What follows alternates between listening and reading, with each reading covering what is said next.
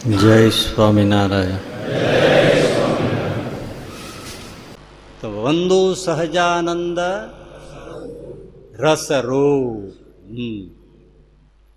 અક્ષરધામમાં જે ભગવાનનું સ્વરૂપ છે ને એ આનંદનું ઘનીભૂત સ્વરૂપ છે.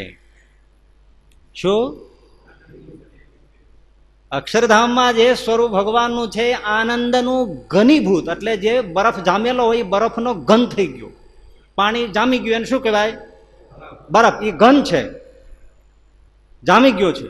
પણ એ બરફ ઓગળે અને પછી જેમ ઠંડા શેરડાઓ જે છૂટે ને એ ધરતી ઉપર જે સામે બેઠા છે ને એનું દ્રવીભૂત આનંદનું સ્વરૂપ એ સહજાનંદ સ્વામી. આખો રસ વહેતો હોય, આખો રસ વહેતો હોય એવી રસરૂપ મૂર્તિ. મને થાય છે કે આ પ્રેમાનંદ સ્વામી આમ જોડ્યું કઈ રીતે છે એ સાહેબ. હું તો મારી અક્કલ પ્રમાણે આ કહું છું, બાકી જે બધા ભણ્યા હોય ને ગણ્યા હોય ને ડિગ્રી ઉપર ડિગ્રીઓ ચડી ગઈ હોય, હવે એવા કોઈ માણસ મહેનત નથી કરતા પાછા આમાં. કરવા જેવું તો છે જ ને, કે બોલો સાચું છે ને. એ બધા જો વિચાર બીજા બધું લખી રાખે, પણ આ જો આ લખવાનું આમ છે, વિદ્વાનો જો કરતા હોય તો ખોવાઈ જવાય એવી વાતું છે. આમ જો મને મોટો ટાઈટ થઈ ગયો. આમ શું કરવા જેવું કામ છે આ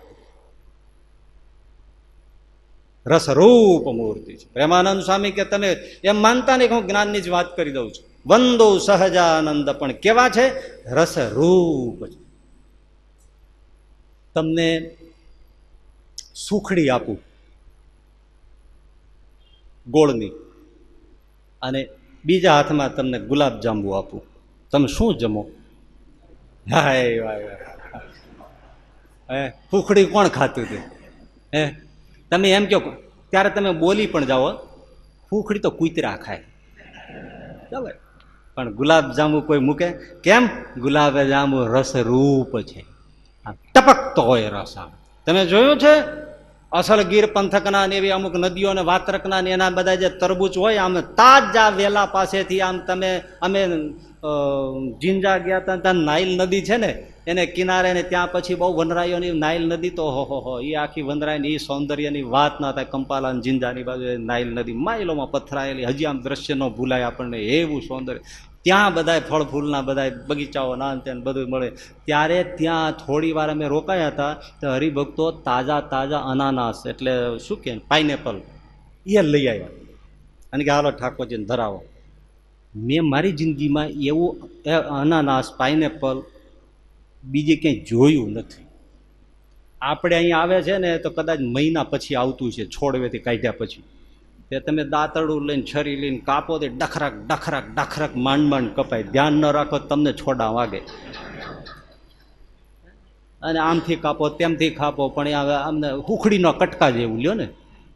પણ ભાઈ ત્યાં એ અમને આવીને એને અનાનાસ આમ સામે મૂક્યા, લ્યો સુધારીને ઠાકોરજીને ધરાવો. પણ આમ છરી અડાડી, આમ જ્યાં છરી અડાડી ઉપર ડચકું કાઢ્યું, પાણીને રસની ધાર. પહેલી વાર જોયું કે આવા અનાનાસ આવા નીતરતા હોય. આમ આમ ધારું હાલી જાય. ત્યારે જેમ મધપુડાને નીચોવો ને એમ ઓહો હો ભાઈ આવા હોય. આપણે તો બધા હુકા ભઠ્ઠ જ ગાધા છે. એમ ત્યારે તાજા વાત્રકના એના જે બધા તરબૂચ પડી ગયા લંબ ગોળિયા જે આવે છે એટલે ચાઇનીઝ બાઇનીઝ માર્યા ફરે એવા બધા નહીં બધે. હા, એટલે કોઈએ કીધું છે ને આ પ્રેમની શોધ ક્યાં થઈ? મૂળભૂત આ પ્રેમ જે કહેવાય છે દુનિયામાં એની શોધ ક્યાં થઈ છે? તો કે ચાઇનામાં, ચીનમાં. તો કેમ? તો કે નો ગેરંટી.